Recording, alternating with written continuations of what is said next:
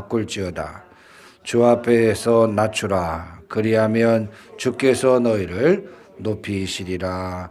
아멘. 오늘 큰 부활의 큰 은혜의 부활의 사건이라는 제목으로 함께 은혜를 나누고자 합니다. 오늘은 부활주일입니다. 기독교의 절기 가운데 어떻게 보면 고난주간이 있어서 가장 숙연하게 보내는 절기 같지만 사실상 가장 기쁘고 가장 감격스러워해야 될 주일이 바로 부활주일입니다.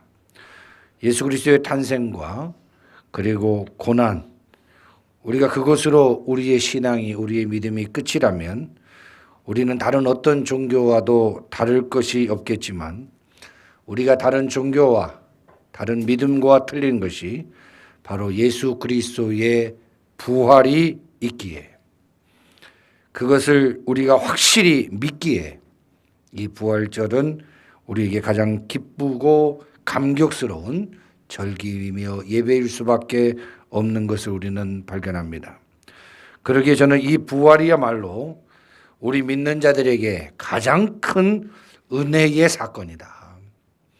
이 부활이야말로 하나님이 우리에게 주신 은혜 가운데 가장 소중한 사건이며 그러한 주제다라고 고백하고 싶습니다.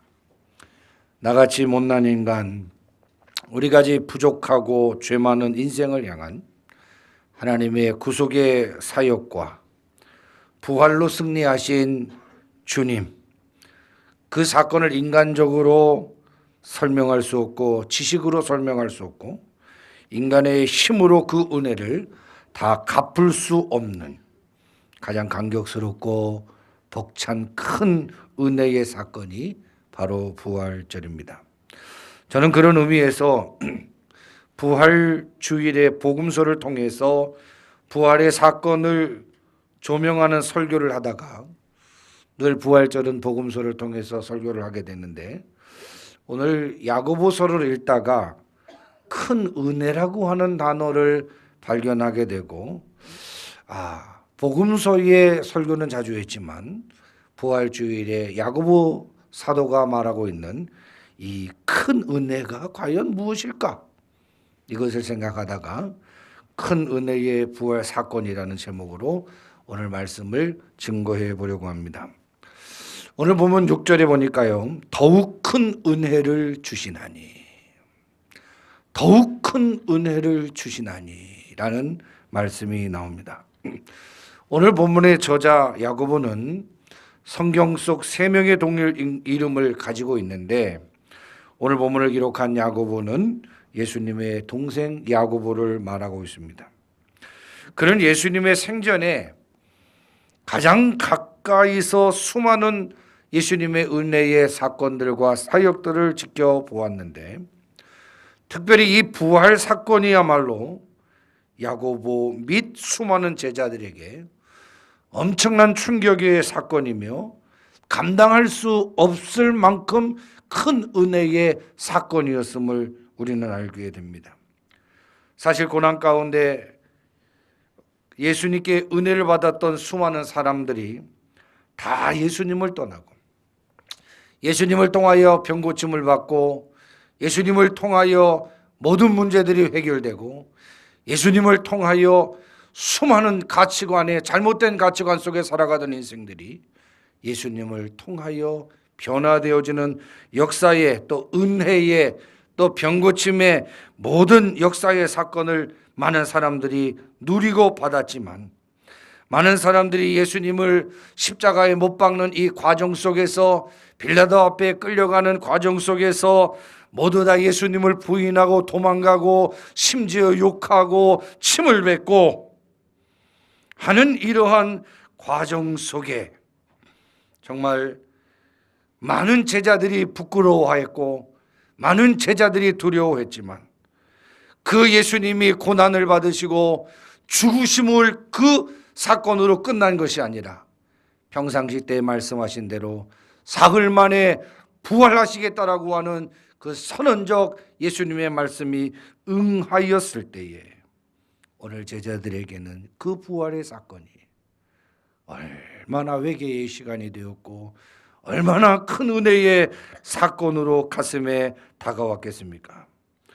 오늘 보면 야고보 사도는 우리가 섬기는 하나님은 은혜의 하나님이신데 이미 우리는 역시 다양한 은혜를 받고 그 은혜를 누리며 그 은혜 안에 살고 있지만 부활하신 예수님은 날마다 우리의 삶 속에서 부활의 승리자로 함께하여 주셔서 날마다 더 큰 은혜를 주시며 날마다 더 큰 은혜로 우리와 함께해 주신다라고 하는 말씀이 오늘 나타나고 있는 것입니다. 여러분, 사도행전 4장 33절에도 이런 말씀이 있습니다. 사도들이 큰 권능으로 주 예수의 부활을 증언하니 무리가 큰 은혜를 받아 라는 말씀이 나와요.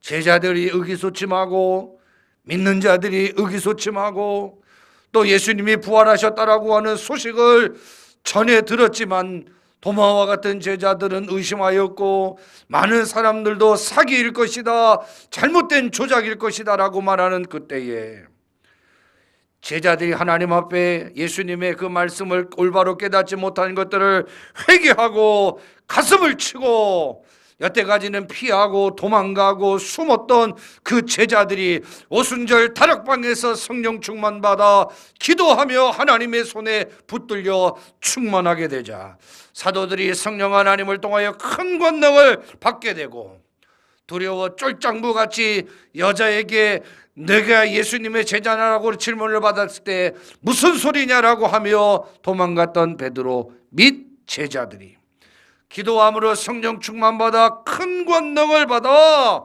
그들이 남은 생애를 뭐 하기를 다짐했냐 하면 주 예수의 부활을 증거하는 증인이 되기로 작정합니다.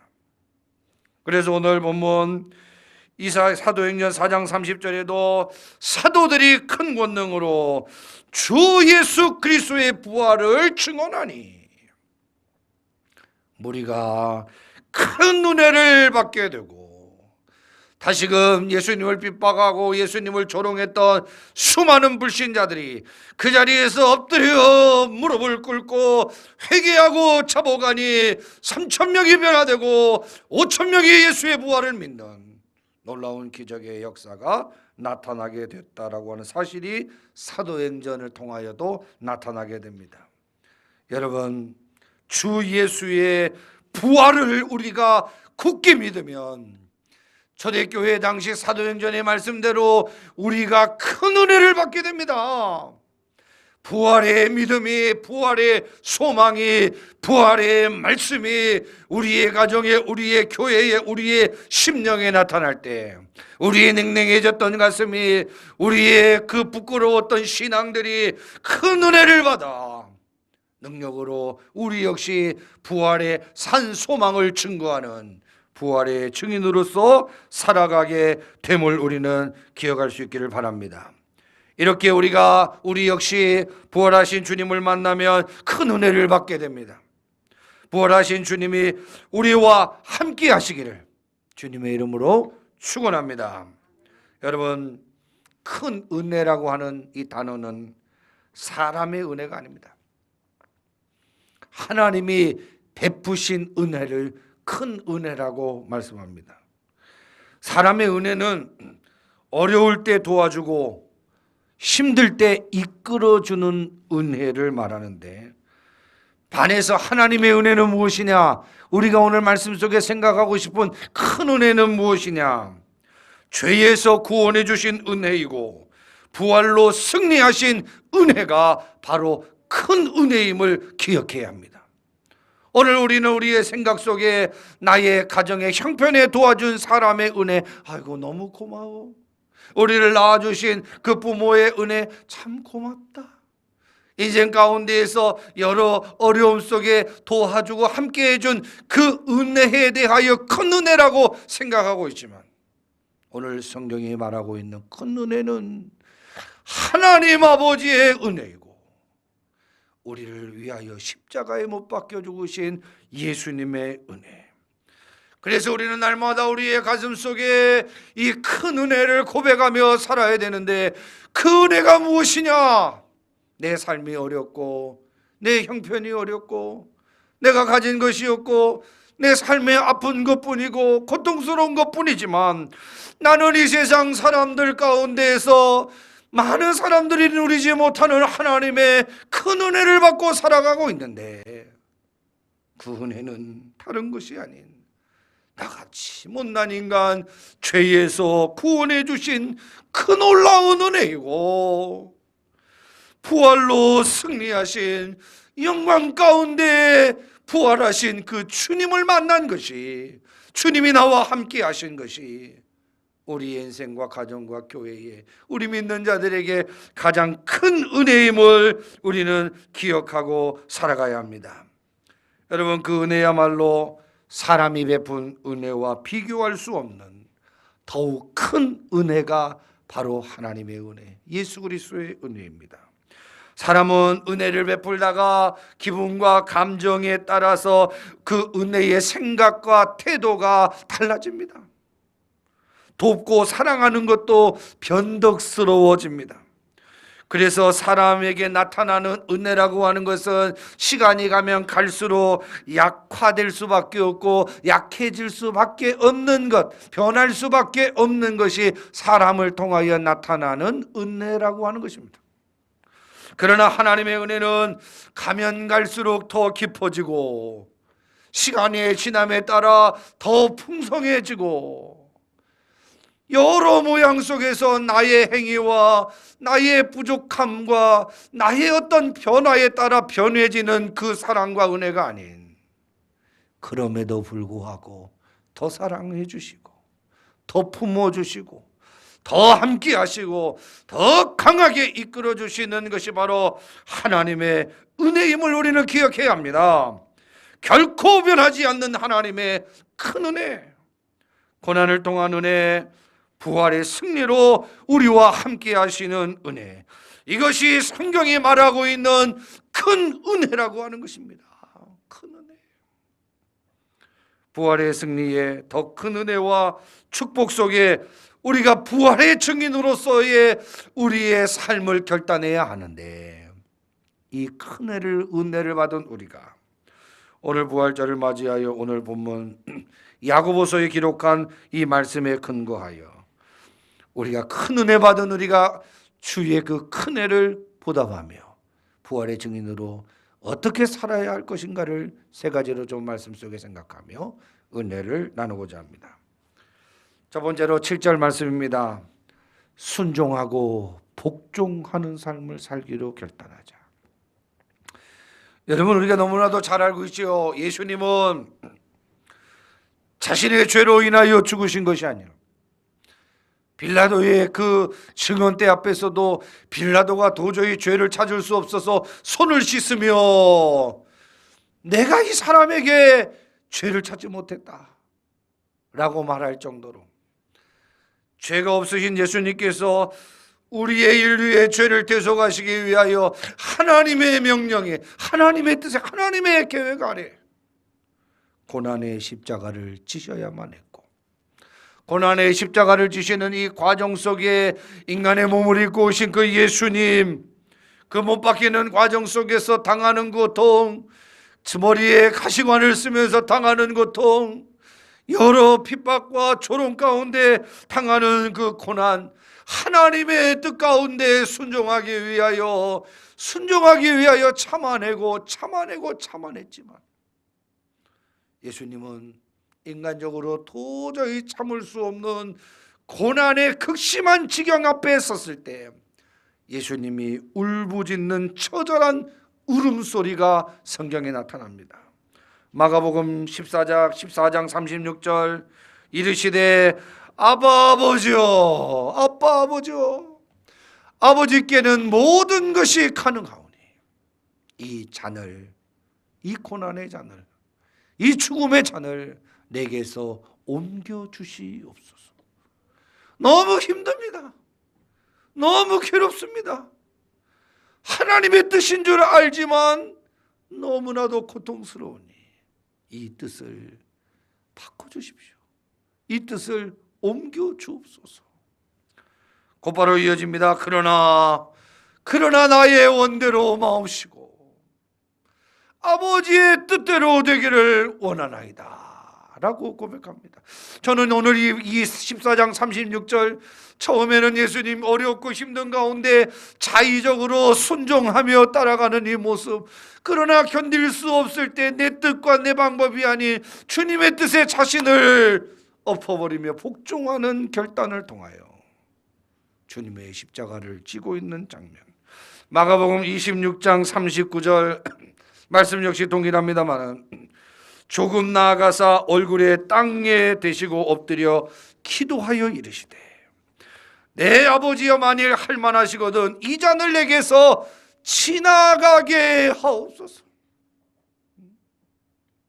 하나님의 뜻인 줄 알지만, 내가 걸어가야 할 사명인 줄 알지만, 내가 감당해 나가야 인류가 살아간다는 것을 내가 누구보다도 알지만 하나님의 뜻을 감당하기에는 너무나도 어렵고 힘들어.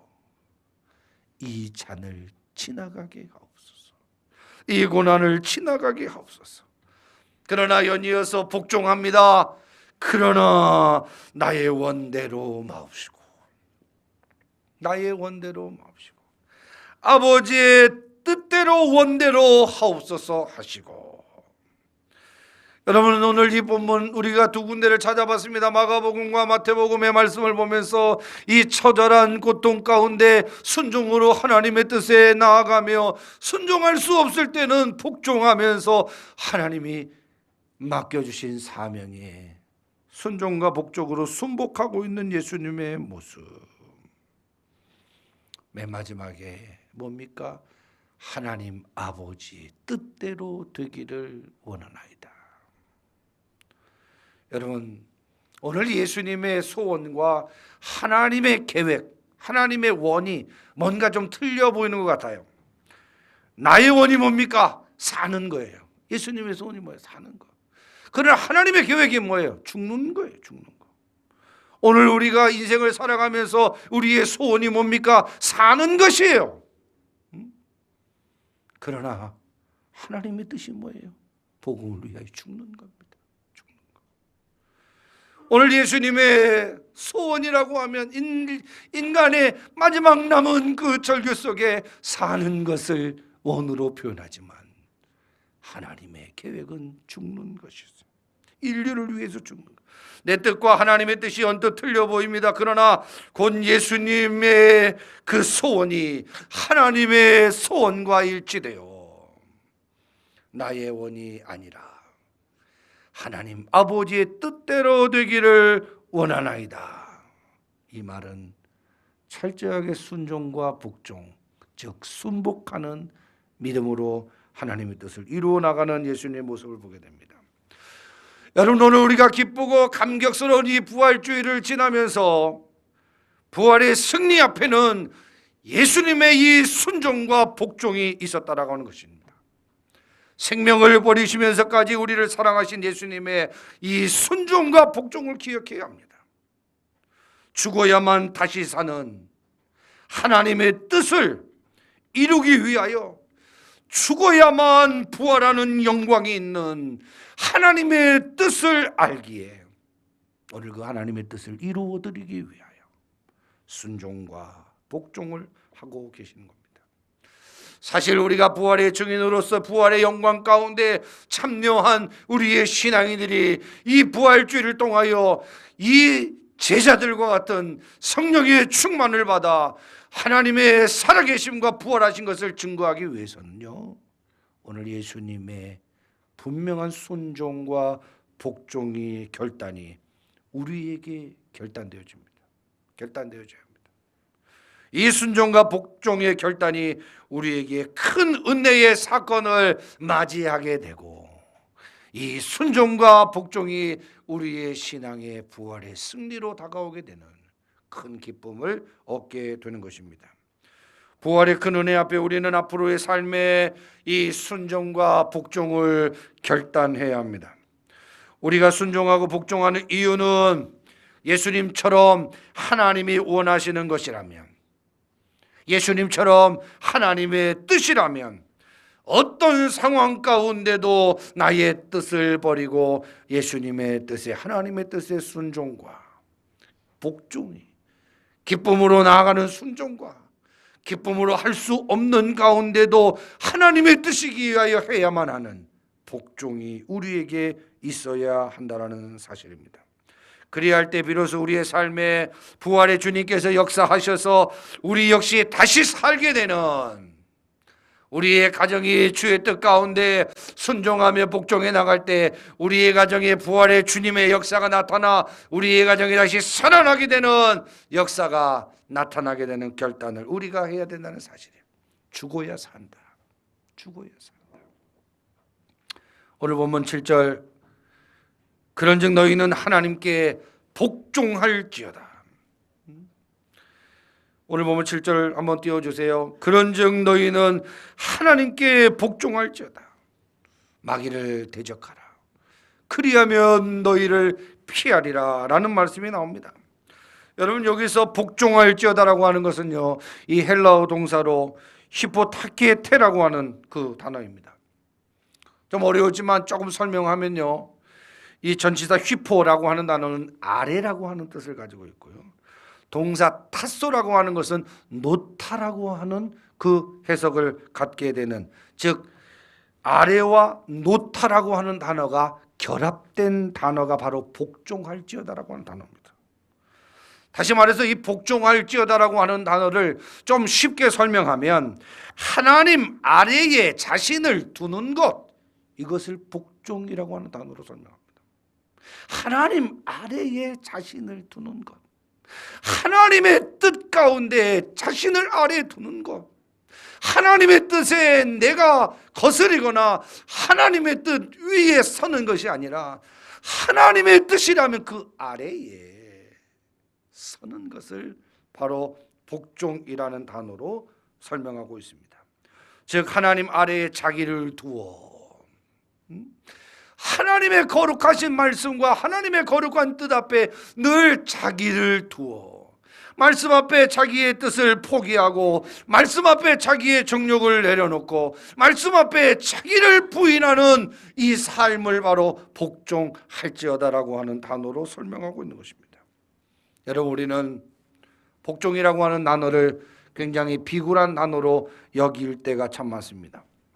복종이라는 단어는 비참한 것이 아니라 당연한 믿는 자들의 삶이 복종의 삶입니다. 하나님 아래, 하나님의 뜻 안에 아래 자신을 두는 것, 그 삶이 바로 큰 은혜를 받는 삶이라는 것을 기억해야 합니다. 하나님의 뜻을 거슬려 행복을 향하여 찾아가고 하나님의 뜻 위에 서서 내 마음과 내 고집대로 살아가는 인생에게는 은혜라고 하는 삶이 고백될 수가 없습니다. 나의 원대로 마옵시고 아버지의 뜻대로 되기를 원하나이다라는 이 철저한 순복의 신앙이 하나님이 우리의 삶에 개입하시고 간섭하셔서 놀라운 부활의 승리로 회복의 역사로 나타나 승리케 하실 그 주님, 바로 큰 은혜의 삶을 우리가 경험할 수 있게 되는 것입니다. 루터는 이런 말을 했습니다. 나는 기적을 일으키는 사람이 되기보다 복종하는 사람이 되겠다. 세상에서 가장 위대한 신앙은 복종하는 신앙이다. 종교개혁자 루터, 그 어렵고 그 핍박 속에서도 그 강한 정치와 종교에 맞서 하나님의 말씀을 올바르게 세우고자 하는 종교개혁자 루터가 한 말이에요. 나는 복종하는 것을 선택하겠다. 가장 위대한 신앙은 복종하는 신앙이다. 하나님 뜻 아래 살아가는 삶이다 라고 고백했던 것을 보게 됩니다. 오늘 본서의 야고보서는 모든 갈등과 다툼의 원인이 자기 주장에서부터 시작된다고 주장합니다. 오늘 우리의 모든 실패가 자기가 하나님의 뜻 위에 서서 나타나기 때문에 실패한다라고 하는 것을 기억하고, 부활의 승리 앞에 예수님은 자기를 순종과 복종으로 하나님의 뜻 앞에 내려놓듯이 우리 역시 바로 내 뜻과 내 생각과 내 고집을 버리고 하나님의 뜻대로 살기를 복종함으로 하나님의 큰 은혜를 경험하며 부활의 승리를, 부활의 은혜를 경험하며 살아갈 수 있는 모든 성도들이 되기를 주님의 이름으로 축원합니다. 두 번째로 8절 말씀입니다. 하나님을 가까이 해야 합니다. 가까이 해야 돼요. 여러분, 요즘 우리는 사회적 거리 두기를 하고 있습니다. 오늘 저희도 코로나가 시작되고 처음으로 공무원분이 오셔서 저도 당황스럽고 우리 또 다 당황스러웠는데 5인 이상 집합 금지를 참 오랫동안 지금 하고 있습니다. 밥을 먹으러 가는데 4명 꼭 가야 돼. 4명. 5인 이상 집합 금지를 오래 하다 보니 다 함께 모여서 할 수 있는 것이 아무것도 없습니다. 아무것도 없어요. 공예배가 제한당하고 이웃집과 무엇을 나눈다라고 하는 것도 너무나도 어색하고 누가 손님으로 찾아와도 서로 어색한 거리 유지가 결국은 우리의 마음의 거리 유지까지 만들어버리는 그런 상황 가운데 우리는 놓여 있습니다. 언제 어떻게 회복될지 참 기가 막힌 상황의 연속들이 계속되고 있습니다. 여러분, 예수님이 고난을 당하시기 전에 예수님과 제자들의 그 거리는 아주 친밀한 거리였습니다. 다른 말로 항상 친밀하게 붙어 다녔고 함께 자고 함께 기도하고 함께 전도하고 함께 말씀을 나누며 어떻게 하든지 예수님과 가까이서 예수님의 그 말씀 하나를 듣기 위하여 예수님과 제자들의 그 관계는 친밀한 거리, 아주 가까운 거리를 유지했습니다. 그래서 늘 가까이, 늘 함께 있었던 상황이었습니다. 예수님이 3년의 공생의 가운데 수많은 곳을 돌아다니면서 수많은 기적들을 행하며 다니실 때 예수님의 사역 과정 속에서도 병고침을 받았거나 사랑을 받은 사람들 역시 예수님을 늘 가까이 했습니다. 가까이 있었어요. 어떻게 하든지 가장 가까이서 예수님의 말씀을 듣고 예수님을 어떻게 하든지 가장 가까이서 치료를 받기를 원했고 어떻게 하든지 예수님을 가까이 와서 응답받으려고 했던 제자들과 수많은 하나님의 사랑을 받았던 사람들. 그러나 예수님의 고난 앞에 예수님이 잡혀가시자 수제자 베드로 어떤 모습을 보였습니까? 누가복음 22장 54절 뭐라고 나옵니까? 예수를 잡아 끌고 대제사장의 집으로 들어갈새 베드로가 어떻게 해요? 멀찍이 따라가니라. 말씀 한 곳 더 찾아봅니다. 마가복음 14장 54절 베드로가 예수를 멀찍이 따라가 대제사장과 집들 안까지 들어가서 아랫사람들과 함께 앉아 불을 쬐더라. 마태복음 26장 58절 또 한 절 찾아봅니다. 베드로가 멀찍이 예수를 따라 대제사장의 집들에까지 가서 그 결말을 보려고 안에 들어가 하인들과 함께 앉아 있더라. 여러분, 오늘 세 구절을 찾아보니까 똑같은 단어가 나오죠. 멀찍이라는 단어가 나와요. 여러분, 오늘 성경에 나타나는 이 베드로가 어떤 사람이었는가? 어떤 사람이었는가? 그냥 믿음이 없었던 사람이었나? 아니면 교회에 와도 맨 뒤에 왔다가 그냥 예배만 드리고 쏙 가는 그러한 사람이었는가? 아니죠. 그럼 맨 앞자리에 앉아갖고 예배를 사모하면, 요즘 성도로 말하면 맨 앞자리에 나와 매 예배 때 나와서 눈물을 펑펑 쏟아붓고 얼마나 갈급했던 사람인지 몰라요. 그 반증으로 여러분 어떤 사람이었는가 보면 그 사랑했던 베드로가 주님이 너는 나를 누구라고 생각하느냐라고 말했을 때, 물어봤을 때에 제자들이 대답을 잘 못해. 그러나 이 베드로는 주님을 사랑하는 것을 늘 분명하게 너무나도 뜨겁게 사랑했던 이 제자였기 때문에 딱 던지자마자 바로 나와버려요. 여러분, 사랑한다라고 하는 건요, 바로 던지면 바로 나와야지 사랑하는 거예요. 여보, 나 당신 사랑해? 그러면 잠깐만 생각해보. 그럼 좀 뭔가 좀 거시기 한 거예요. 나 사랑해? 그럼 바로 나와야죠. 바로. 네? 바로 나와. 그 사랑했던 그 베드로가 너는 나를 누구라고 생각하느냐라고 물어봤을 때에 바로 나옵니다. 주는 그리스도시요 살아계신 하나님의 아들이십니다. 너무나도 정확하게 상대가 원하는 상대를 분명히 인식하고 있는 고백을 하고 있어요. 우리가 남편과 아내가 자꾸 싸우는 이유가 뭐예요? 아내는 다른 거 달라는데 돈 달라는데 자꾸 엉뚱한 거 준다고. 우리 아이가 우리 어머니하고 부모하고 싸우는 이유도 자꾸 다른 것을 얘기하잖아요. 그러나 베드로는 주님이 원하시는 대답, 주는 그리스도시여 살아계신 하나님의 아들이십니다라고 말할 정도로 내가 옳도다, 바요나 시몬아 내가 말을 잘했도다 라고 칭찬받을 정도로 예수님을 사랑했던 제자예요. 오늘날 예수님께서 고난의 십자가를 앞두고 제자들을 다 불러 모으고 허리에다 수건을 칭칭 감으시면서 내가 너희들의 발을 씻겨주겠다라고 말을 해요. 그러자 다른 제자들은 그냥 양말을 벗고 발을 닦을 준비를 하고 있었는지 모르겠습니다만은, 아니 이 베드로가 사랑하는 주님께서 어떻게 이 더러운 발을 씻기신단 말입니까? 안 됩니다. 못합니다. 죽어도 못합니다. 라고 뭔가 이렇게 주님을 사랑하는 모습을 혈기내어 항거하지만 그 베드로에게 예수님께서 뭐라고 말합니까?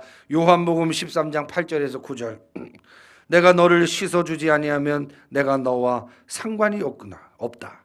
그러자 뭐라 그래요? 시몬 베드로가 이르되 주여 내 팔뿐만 아니라 내 손과 내 머리도 내 전체의 몸도 씻어주옵소서. 참 다혈질이에요. 이런 베드로, 오늘날 같이 정부의 강력한 지침이 없었는데도 불구하고 이렇게 주님 사랑했던 베드로가 스스로 거리두기를 해요. 지금처럼 벌금을 물린다고 하지도 않았는데 스스로 거리를 두기 위해서, 그것도 2m, 4m도 아닌 멀찍이 거리를 둡니다. 여러분, 저는 이 코로나19가 겁나지는 않습니다. 겁나지 않아요. 그러나 무엇이 겁이 나냐 하면 현재 우리의 믿음이 심각하게 주님으로부터 멀찍이 벌어지고 있다라고 하는 위기의식을 갖게 됩니다. 너무나도 예배가 줄어들고 우리의 신앙이 좀 편해져서 편하고 쉬운 것이 좋은 것 같이 여겨지지만 우리의 삶의 거리두기가 신앙적 거리두기가 되었고, 이 신앙적 거리두기가 하나님께 대한 거리두기가 되어 점점 우리의 신앙이 벌어지고 있다는 이 위기의식을 저는 느낍니다. 예수님 당시에 두 그룹이 있었습니다. 어떤 그룹입니까? 하나는 제자이고 하나는 무리였습니다. 무리. 차이가 뭐예요? 바로 거리두기였습니다. 거리두기. 오늘 우리의 신앙은 무리입니까? 멀찍이 떨어진 무리입니까? 소원만 가지고 와서 응답만 받기를 원하는 무리입니까? 아니면 주님을 사랑하기에 점점 가까이 주님을 사랑하고 싶은 제자입니까? 공식적인 예배를 할 수 없지만 날마다 홀로 주님 앞에 서서 제자인 모습으로 주님을 가까이 친밀함을 간직한 채 살아가고 있습니까? 그렇다면 우리는 지금 현실이 예배가 축소되는 상황일지라도 홀로라도 주님을 가까이 하려고 하는 간절한 몸부림이 있다라고 한다면 우리의 삶에는 큰 은혜가 있게 될 것입니다. 오늘 본문 8절 말씀입니다. 하나님을 가까이 하라. 하나님을 가까이 하라. 정말 이 시대에 우리에게 꼭 필요한 말씀이라고 생각이 됩니다. 하나님을 가까이 하라. 어디로 가야 할지, 무엇을 해야 될지, 어디에다 소망을 둬야 될지, 어디에다가 위로를 받아야 될지 모르는 이 시대 앞에 하나님을 가까이 하라. 그리하면 하나님께서 너희를 가까이 하시리라. 위기 가운데에서 정말 예수 그리스도의 부활의 증인으로서 살아가려고 하니 오히려 조롱하는 이 세상 사람들을 향하여 우리 역시 손가락질 하기보다 죄인들아 손을 깨끗이 하라. 다시금 하나님 앞에 회개하고 자복하고 엎드려 죄와 상관없이 예수님을 섬기는 우리의 신앙이 언제부터인가 죄를 먹고 마시며 살다가 하나님을 가까이 할 수 없게 스스로 만들었던 우리의 완악함이 다시금 하나님을 가까이 하기 위하여 죄인들아 손을 깨끗이 하라. 두 마음을 품은 자들아 마음을 성결하게 하라. 죄에 대한 회복과 또 회개와 고백과 결단을 통하여 하나님을 가까이 해야 한다라고 하는 것을 오늘 야고보 사도는 명령하고 있습니다. 하나님을 가까이 하라고 하는 말은 다른 의미가 아닙니다. 하나님과의 벌어졌던 거리를 좁히라는 얘기예요. 좁히라는 얘기.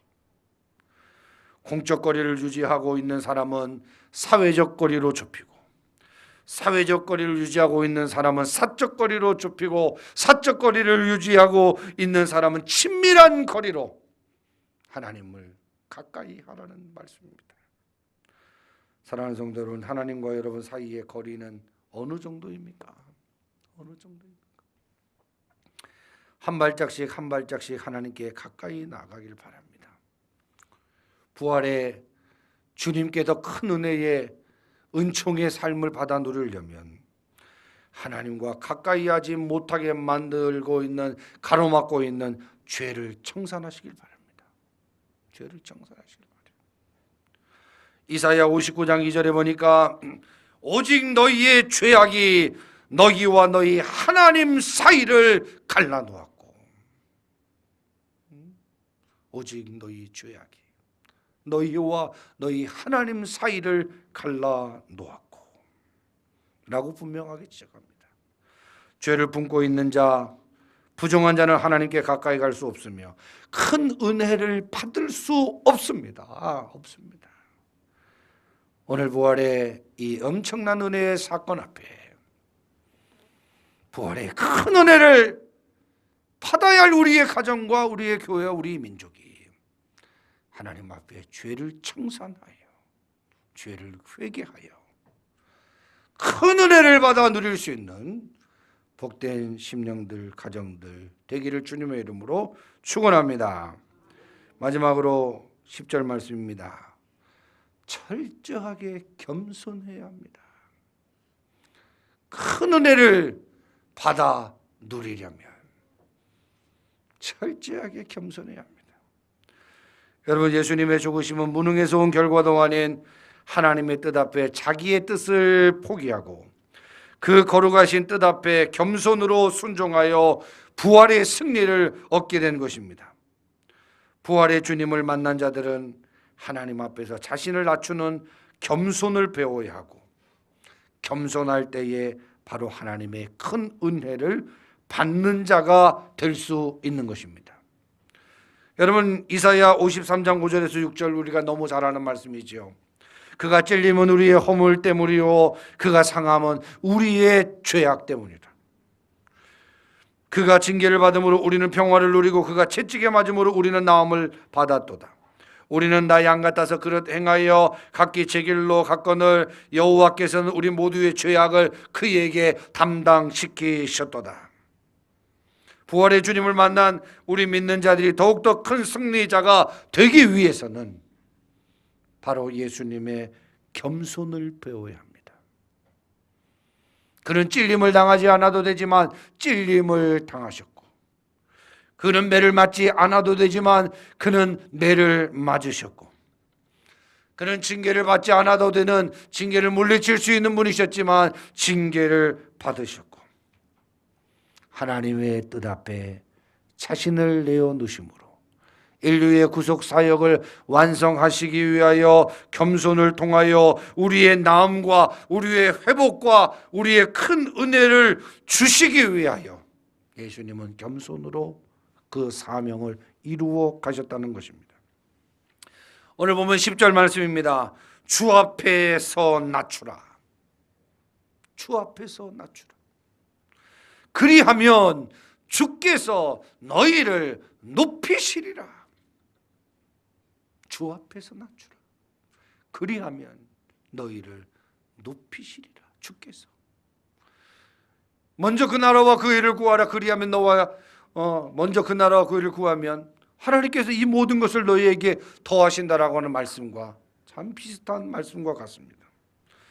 여러분 오늘 잘 들으십시오. 교만이라고 하는 것이 무엇인가? 교만이라고 하는 것이 무엇인가? 위로 자신을 보인다라고 하는 뜻이 교만입니다. 위로 자신을 보인다. 위로 자신의 뜻을 밝힌다. 위로 자신의 생각을 말하다. 이것을 교만이라고 말합니다. 그러면 반대로 겸손이라고 하는 것은 자기를 낮춘다라고 하는 의미가 아닙니다. 여러분 잘 보세요. 겸손은 위로 하나님을 높인다라고 하는 것이 겸손이에요. 교만은 위로 하나님을 높인다가 아닌 자신을 높인다. 겸손은 자신을 내린다가 아니라 위로 하나님을 적극적으로 높인다. 이것이 우리가 말하는 겸손입니다. 그래서 여태까지 우리의 삶은 하나님을 높여야 되고 하나님의 영광을 돌려야 하고 하나님의 뜻을 내 뜻보다 더 밝히며 분명하게 붙잡고 살아나가는 그 겸손한 삶을 살았어야 하는데 신앙생활하면서 부활의 주님을 만났다고 하지만 위로 늘 내 뜻을 고집하며 살았던 우리의 모습. 여러분 아래로 자신을 내린다가 아닌 위로 자신이 부활하신 주님을 높이는 삶. 이것이 바로 우리가 추구해야 할 겸손. 그리할 때 주께서 우리를 높여주시고 사용하시고 복을 내려주시고 큰 은혜를 주시는 은혜를 우리 역시 경험하게 될 수 있는 것입니다. 말씀을 정리하겠습니다. 사랑하는 성도 여러분, 이 부활의 사건은 단순히 죽은 자가 살아난 사건이 아니라 우리에게 새 소망과 새 은혜와 더 큰 은혜를 주신 놀라운 은혜의 사건입니다. 단순히 좋은 사람이 이 땅에 나타나 좋은 진리를 전하다가 끝을 마감한 것을 우리는 믿는 것이 아니라 생전에 말씀하신 그 말씀을 응하시고 하나님의 뜻대로 순종하여 복종하여 사흘 만에 다시 부활하신, 즉 죽음으로 끝난 것이 아닌 부활의 소망의 은혜를 통하여 우리에게 엄청난 큰 은혜를 주신 사건. 이 사건 앞에 다시금 우리가 누리고 있는 은혜가 다른 어떤 세상 것이 아닌 바로 이 부활의 사건임을 고백합니다. 힘들다고 낙심하거나 좌절할 필요 없이 우리 죄를 위하여 십자가에 못 박혀 죽으시고 부활하신 주님으로만 인하여 큰 은혜를 고백하며 감사하며 찬송할 수 있는 저와 여러분 되기를 주님의 이름으로 축원합니다. 기도하겠습니다. 하나님 감사합니다. 오늘도 저들에게 귀한 은혜의 말씀 함께 나눌 수 있는 은총을 허락하여 주신 하나님 감사합니다. 다시금 고백하고 기도하오니 우리에게 가장 큰 은혜인 이 부활의 사건 은혜로 받아들이게 하시고 날마다 우리의 삶 속에서 증거할 수 있는 귀한 신앙으로 살아갈 수 있도록 축복하여 주옵소서. 예수님의 이름으로 축복하며 기도합니다. 아멘.